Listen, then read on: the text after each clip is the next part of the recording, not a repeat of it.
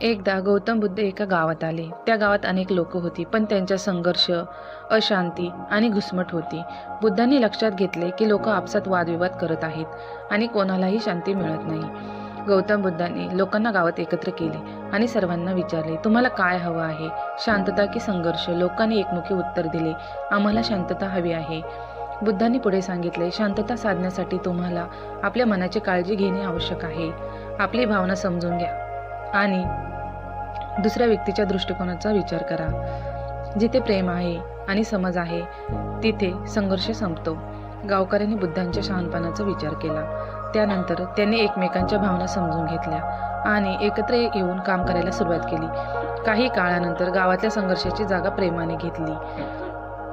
त्या दिवशी गावातील प्रत्येक व्यक्तीने एक गोष्ट शिकली, शांतता इतरांमध्ये प्रेम आणि समजून घेण्यात आहे. गौतम बुद्धाच्या शिकवणीने एक साधा पण शक्तिशाली संदेश दिला, आपण बदला, शांतता तुम्हालाही सापडेल.